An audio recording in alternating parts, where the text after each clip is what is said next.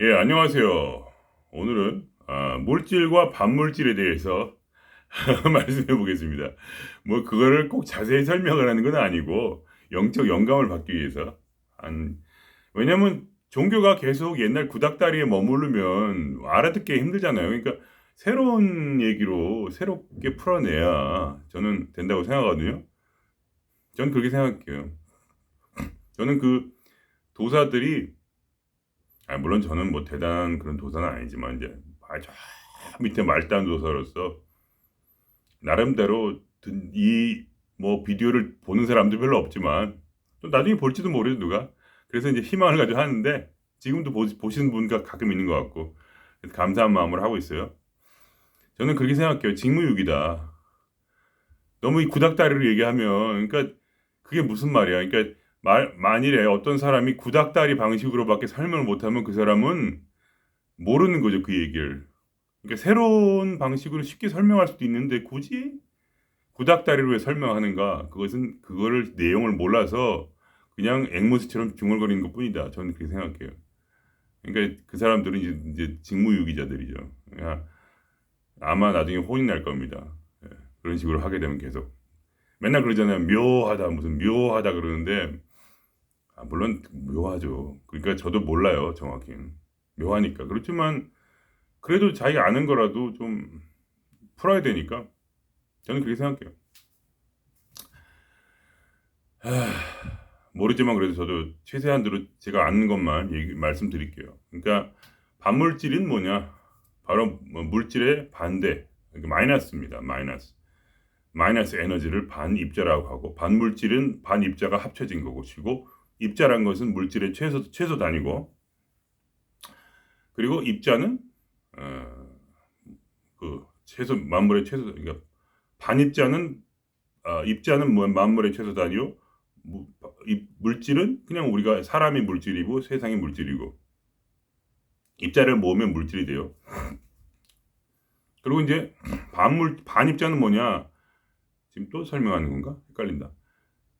그건 디렉이라는 분이 이제 발견하셨어요.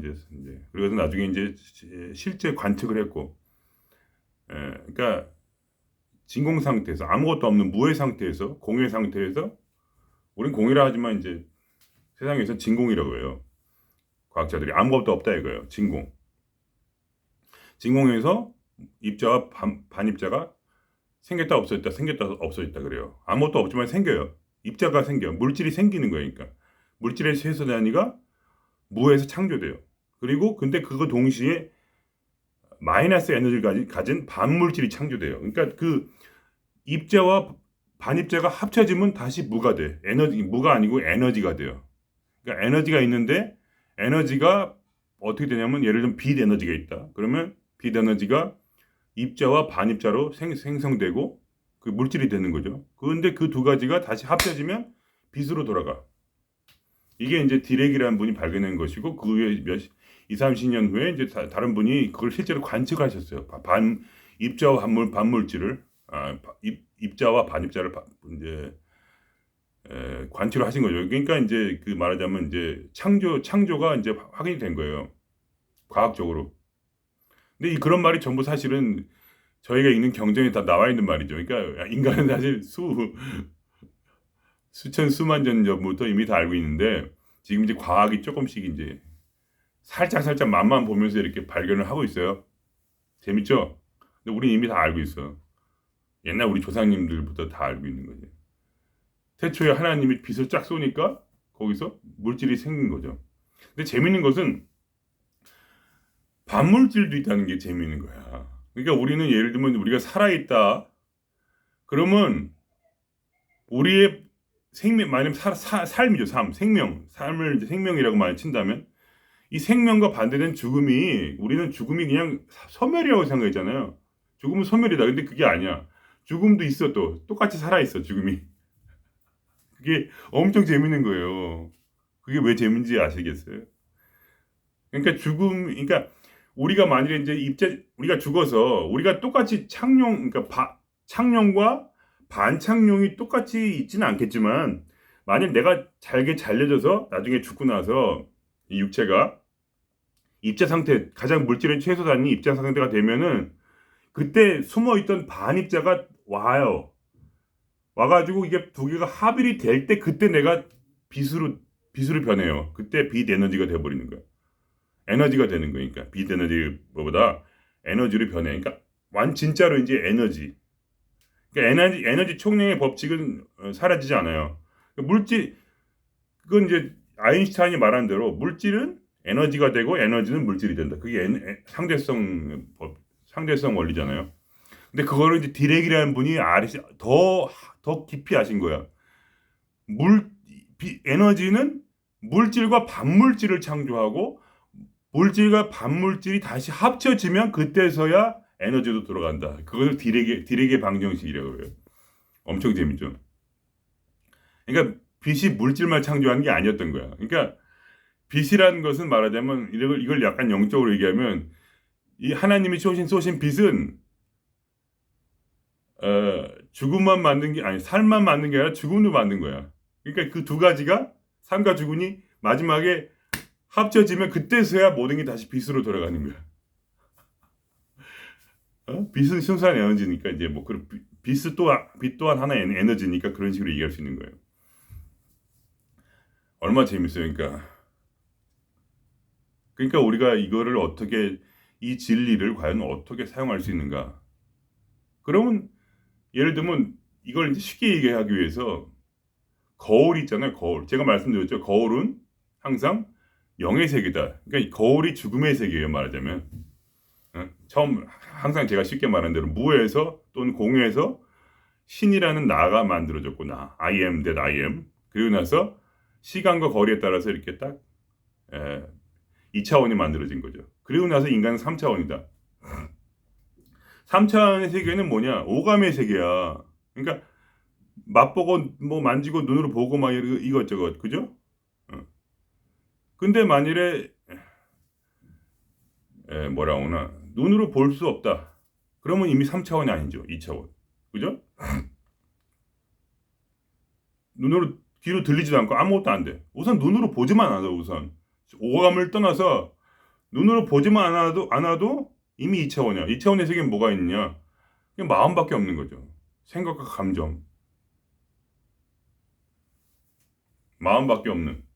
그게 2차원이니까 그게 이제 죽음의 혼의 세계다. 그래서 이제 우리가 거울을 볼 때 사실 죽음의 너머를 보는 거죠. 재밌죠? 예. 그래서 제가 이렇게 딱 오늘 아침에도 거울 명상 하려고 그렇구나. 저 밖에 있는 거울에 있는 나는 나의 반물질이구나. 나의 죽음이구나. 이렇게 보니까 그게 싹 사라져 버렸어요. 제 몸이 싹 사라지면서 윤곽만 살짝 남으면서 이제 얼굴이 막 이렇게 이 얼굴 가죽이 일로 갔다가 절로 갔다 앞으로 도는 거야. 이렇게. 그러면서 이렇게 가고 이렇게 왔다 갔다 하고 몸은 사라지고 뭐 이런 식으로. 저 미친 게 아니에요. 이거 거울 명상 하신 분들 다 경험하는 거예요. 저만 이상하게 생각하지 마세요. 네, 그건 명상법이니까. 그러니까 하나님이 가끔 이렇게 장난을 치세요. 보라고. 그러니까 제가 생각하는 것과 이 세계가 동시에 움직인다고 했잖아요. 내가 생각을 이렇게 먹으면 이 세계가 동시에 일어난다. 근데 내가 이렇게 생각을 먹으면 이 거울도 세상이니까 하나님이 가끔 장난을 치셔. 그래가지고 내가 막 사라지고 그러거든요. 근데 지금도 사라지더라고. 얼굴은 막 이렇게 얼굴 가죽은 막 이렇게 돌아다니고 이렇게 왔다 갔다 막 이러는 거야. 그래서 또 장난을 치시는구나 지금. 그래갖고 그래서 이제 그런 거죠 뭐. 그러니까 반물질에 대해서 조금 더 이제 자세하게 말씀을 드리면 그걸 어떻게 발견했냐 이제 마지막에 이제 스티븐 호킹 박사가 제대로 표현을 하셨어요. 유명한 호킹 박사 아시죠? 얼마 전 죽으신 분. 천재 물리학자 IQ 180인가? 그건 IQ는 잊어버렸어요. 어쨌든 IQ가 되게 높아. 그분이 말씀하시기를 이제 블랙홀이 있으면 거기에 이제 사건의 경계선 있잖아요. 사건의 경계선 아시죠? 그러니까 블랙홀이 시간과 공간을 다 잡아먹잖아요. 쫙 해서 굴곡이 생겨. 시간과 공간이 굴곡이 생기면서 이제 시간이 엉망이 되고 공간도 엉망이 돼서 시간 공간을 쫙 빨아들여가지고 이게 딱 들어간단 말이죠. 이제 다 잡아먹는 거죠. 하나님이 만드신 이제 신이 만든 그런 걸 막 잡아먹고 있는데 여기서 사건의 경계선이라는 건 뭐냐면 여기 빛이 이 사건의 경계선을 통과를 못해. 빛을 빨아들이기 때문에 빛이 이렇게 비춰보면 이렇게 블랙홀이 환하게 보이는데 이렇게 더 이상 가지 못하는 어떤 그런 선이야. 블랙홀이 이렇게 딱 가지고 그 안을 들여다볼 수가 없어. 그러니까 아직 그 사람들이 블랙홀 안을 보지 못해요. 바깥에서만 보지. 왜냐면 빛이 들어가야지 뭐 빛보다 빠른 게 없는데 빛이 들어가야지 뭘 볼 텐데 망원경으로 보려면 빛이 들어가야 되는데 안 들어가니까 안으로. 그러니까 아무것도 안 보여요. 어쩔 수가 없어 그건. 현대 과학 기술로. 근데 재미있는 건 뭐냐면 어, 거기서 사건의 경계선에서 빛이 있으니까 빛이 물질과 반물질로 이렇게 이제 나온단 말이에요. 그러면 신기하게 블랙홀은 반물질만 빨아들여서 반물질을 먹고 조금씩 소멸돼요. 그러니까 이 물질은 밖으로 나와서 입자가는 바깥으로 남아서 그냥 있어 그대로. 그러니까 물질이 생기는 거야 그런 식으로. 이게 하면서 원래 물질과 반물질이 같이 있어야 되는데 반물질을 먹어. 그래서 이게 조금씩 질량이 줄어드는 거야. 그러니까 말하자면 블랙홀이 살아있다고 치면 죽음을 먹음으로써 조금씩 소멸되면서 질량이 조금씩 주는 거야.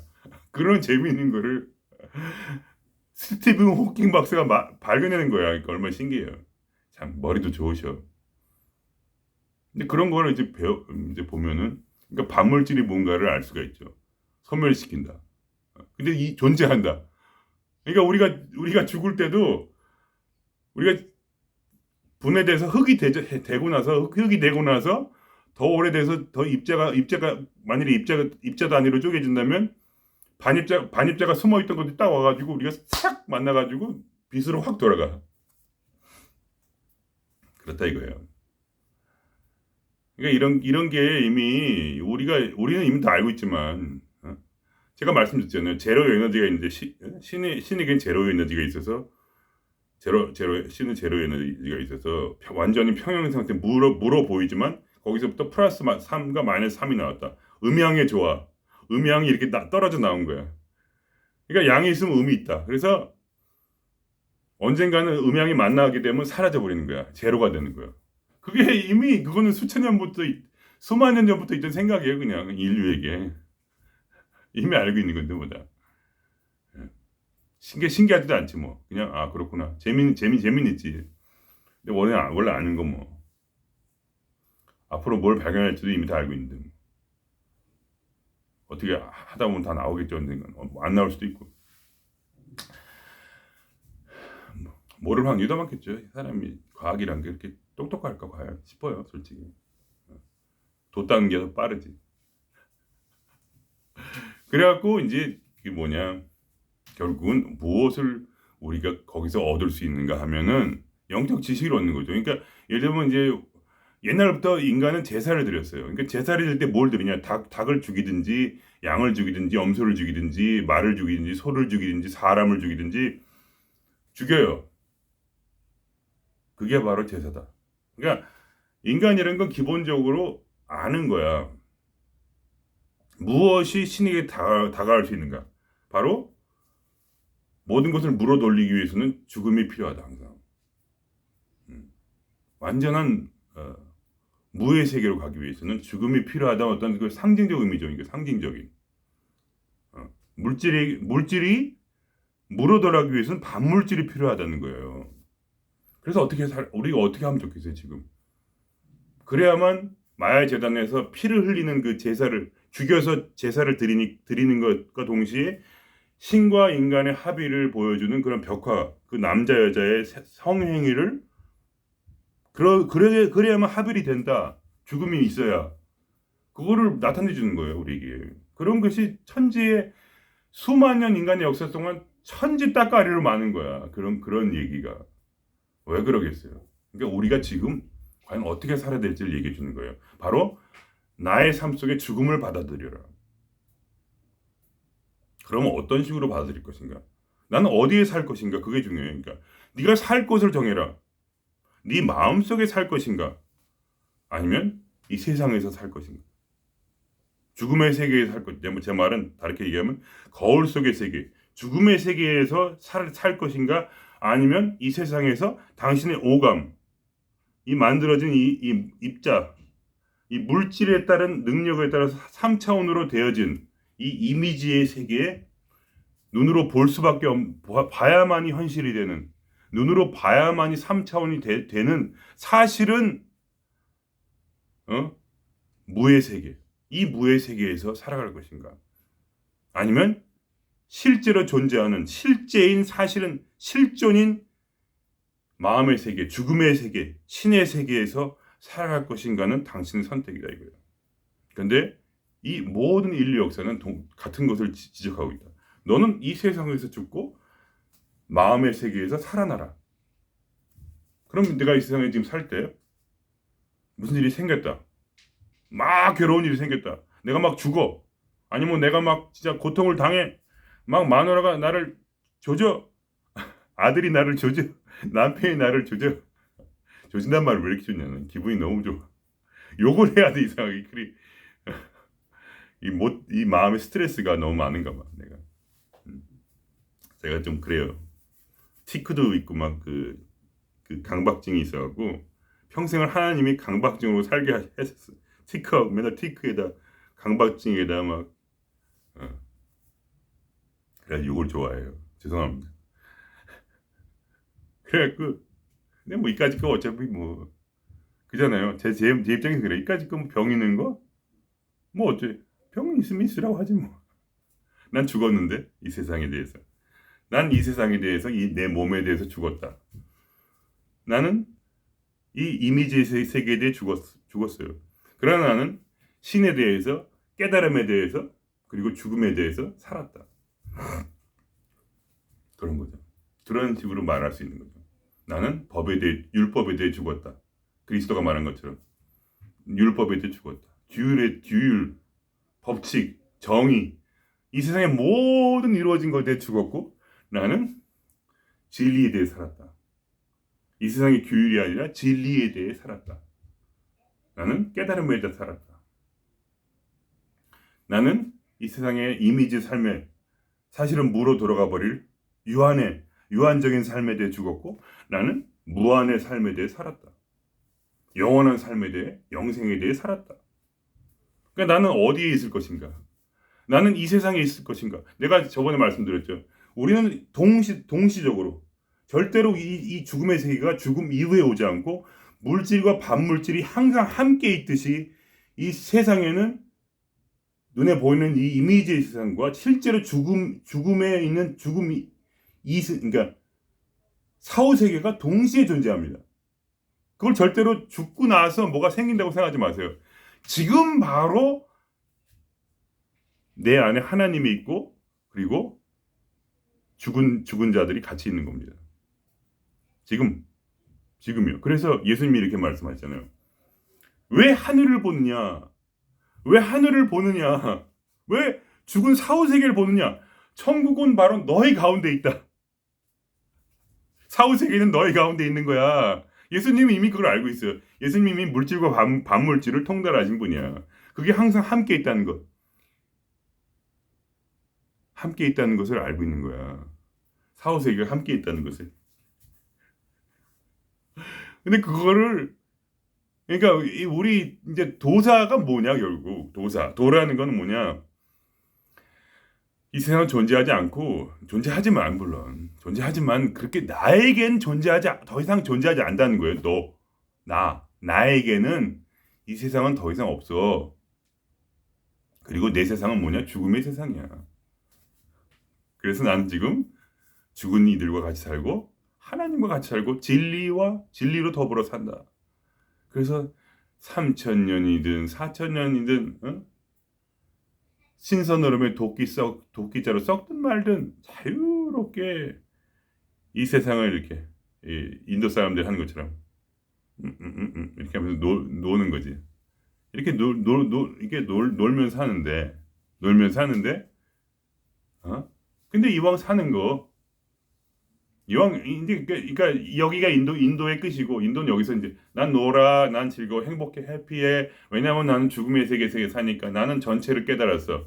근데 그게 아니야. 그게 아니고 딱 보니까 근데 막상 또 그냥 죽으려고 하니까 좀 왜 내가 이 세상에 살아야 되지? 왜 내가 이 입자의 세계 내가 반입자의 세계로 들어왔는데 내가 반물질의 세계로 들어왔는데 왜 아니죠. 나는 이미 반물질과 물질의 어떤 그런 걸 초월한 세계로 들어온 거죠, 말하자면. 순수 에너지의 세계, 무의 세계로 들어온 건데, 에너지가 사실 없는 제로 에너지 상태의 세계로 들어왔는데, 왜 지금 내가 다시 굳이 이 지금 입자의 세계, 물질의 세계를 바라봐야 되는가? 그 이유는 신이 만들었기 때문에 그래. 내가 사모하는 신이 이 세계를 사모하기 때문에. 그래서 이 사모의 마음이 마음에 생겨요. 사모하는 마음이 이 세상을 사모하고 이웃을 사랑하고 그다음에 동식물도 사랑하고 그냥 그냥 그런 거야. 그게 뭐 내가 사랑해서 그렇다기보다 내가 신을 만나게 되면 신이 알았어. 너 이제 여기 왔다. 해피 오 해피데이 좋은데 또 다시 세상을 바라봐. 거기에 이제 좀 힘들어하는 사람도 많고 아직. 너는 즐거운 거 아는데 그 좀 보고 좀 같이 놀기도 하고 좀 얘기도 좀 하고 그렇다고 해서 모두 대단하게 뭘 하라고 하시는 분이 아니에요. 또 그냥 네 생긴 대로 살아 그냥 그거야. 네 생긴 대로 재밌게 열심히 살아 이 세상에서. 왜냐하면 또 깨달음이라는 끝이 없거든요. 계속 더 깨달을수록 점점 더 우리는 깊이 신의 깨달음의 세계 신의 세계로 더 깊이 들어가니까 부처님의 세계로 아주 깊숙이 더 엄청난 지혜가 아직 남아있기 때문에 이 세상에 없으면 우리는 그 지혜를 얻을 수 없거든요. 절대로 못 얻어요. 출가하잖아요. 그럼 끝이야. 출가하면 물론 제 말은 이제 상징적인 말이에요. 제 말은 고통에서 벗어나면 지혜랑은 끝이다. 지혜라는 것은 뭐냐? 우리가 정화되면 정화될수록 깨끗해지면 깨끗해질수록 더 깨끗하게 우리 귀에 들려서 아주 세밀함까지 신의 그런 지혜를 깨달을 수 있다는 거야. 그러니까 우리는 이 세상에서 우리를 정화하는 거예요. 계속. 마음의 깊은 무의식을 정화하는 절대 표층의식을 말하는 게 아니에요. 깊은 무의식을 정화하고 깊은 무의식 속에 깨달음을 얻는 거야. 머리로 얻는 깨달음은 다 거짓말이에요. 내가 지금 말하는 거 있잖아요. 아니면 또 어떤 대단한 목사님 말하는 거 있잖아요. 누구 말이든 어쨌든 간에 내가 대단한 게 절대 아니고 그 말을 똑같이 따라할 수 있어. 누가 머리를 공부해가지고 똑같이 따라할 수 있어. 그럼 그 사람이 도인이냐? 절대로 아니야. 도인은 죽은 사람이야. 진짜로. 죽은 사람이지 학자가 아니야. 죽은 거야. 그래서 항상 죽음의 세계로부터 조언을 듣는 사람이에요. 죽음의 세계에 있는 죽은 자들과 신과 함께 살고 있는 영생 죽은 자는 거짓말이고 영생한 자들. 영생자와 신의 목소리를 듣고 항상 더불어 같이 가족처럼 그래서 마음에 홈이 있는 거야. 홈이 여기 있어. 그래서 다 내 친구들이니까 내 가족이고 나보다 나를 더 사랑하는 분들이 나와 함께 내 마음에 있어서 같이 살고 있으면서 그렇게 사는 게 그게 도인이지 무슨 놈의 무슨 말을 세상 최고의 그런 부처님 말을 막 입으로 떠든다고 해서 그 사람이 뭘 안다고 생각하세요? 그건 아니고 그게 절대로 아니고 이 속에 무의식 속에 이 말씀 깨달음으로 정화된 사람이야. 정화돼서 더 이상 이 세상에 관심이 없는데 관심이 아주 진짜 없는데 그냥 빨리 잘 죽었으면 좋겠는데 신이 이 세상을 사랑하사 이 세상을 보시니 나도 보는 거예요. 그냥 그러니까 나도 지금 내 말이 전부 가짜 진리일 수도 있고 진리가 아닐 수 있지만 진리를 할지라도 내가 만일에 진짜 죽음을 모른다면 내가 죽지 않았다면 나는 절대로 구원받지 못해요. 어디 진리를 말한다 할지라도. 그러니까 부처님 말, 예수님 말 떠드는 그런 목사님과 스님들이 백날 천말 진리를 아무리 얘기해봤자 자신은 구원받지 못하는 것 같아요. 그런 얘기 있잖아요. 지옥 가면 다 목사, 스님들 천지라고. 그러니까 그거는 이제 자기 개인이니까 제가 욕하는 게 아니에요. 그렇다 이거죠. 하나의 상징으로서 말씀드리는 거예요. 근데 사실 또 그래요. 공부만 열심히 하셔가지고 세상에서 고통을 받지 않고 이렇게 남이 해주는 밥 먹고 살잖아요. 그러면 그 인생은 끝장이에요. 남이 해주는 밥을 먹고 사는 사람은 예를 들면 다른 고통이 있는 거죠. 예를 들면 뭐 병에 걸린다거나 부모한테 조짐을 당한다든가 자식이 괴롭힘을 당한 하여간 뭔가가 제가 말씀드린 건 하나의 상징이에요. 전부 제가 말씀드리고 싶은 것은 무의식을 정말 완전히 정화할 만한 어떤 그런 고통의 총량이 필요하다. 그러니까 편하려고 하는 그 마음이 있는 순간에 이미 그 사람 인생은 끝장이에요. 이 고통을 받아들여야 돼. 허용과 수용. 항상 고통을 허용하고 수용하는 그 마음이 천하의 어떤 마음보다 귀하다. 그래서 그걸 즐기면서 어떻게 즐기냐. 고통을 녹여서 내 속에서 내 욕망과 상처와 한을 풀어내는 힘으로 사용한다. 그러면서 이제 점점 그거를 이제 즐기게 되는 게 그게 무슨 메조키스트가 되는 게 아니라 그거를 즐기면서 살면은 점점 마음이 편해지고 더 행복해지니까 나중에는 이제 뭐 웬만한 일에는 놀래지도 않아요. 잘 놀리긴 놀래지만 그래도 훨씬 낫지. 그런 게 멋있지 않아요? 고통 무서워서 피하는 사람이 멋있어? 아니면 고통을 받아들이고 나중에 고통을 많이 이제 승화시켜가지고 점점 자유롭게 돼서 더 이상 이제 고통이 나에게 그렇게 큰 의미가 없는 아예 그냥 그런 설정이 부서져 버리니까 설정을 무의식에 깔아놓은 그 설정 죽음은 끝장이야 건강이 최고야 막 이런 설정들을 그냥 깊은 곳에서부터 말씀으로 그냥 깨달으면 다 부셔버리는 그래서 멋지게 이렇게 자유롭게 사는 사람이 더 멋있어요. 자유롭게 살아야지. 용기 있게 그냥 다 달려드는 거예요, 이 세상에.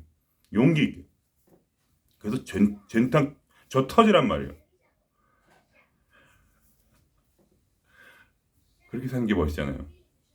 그래서 이 세상을 이용하는 거예요, 우리는. 이 세상에서 도와줄 사람은 도와주고 이 세상에서 이용할 것은 이용하고 지혜롭게. 그래서 이 모든 얻은 보화를 가지고 우리는 신에게 더 가까이 나간다.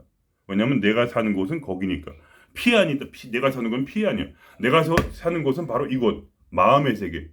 마음의 세계는 죽음의 세계다. 오감이 없어요.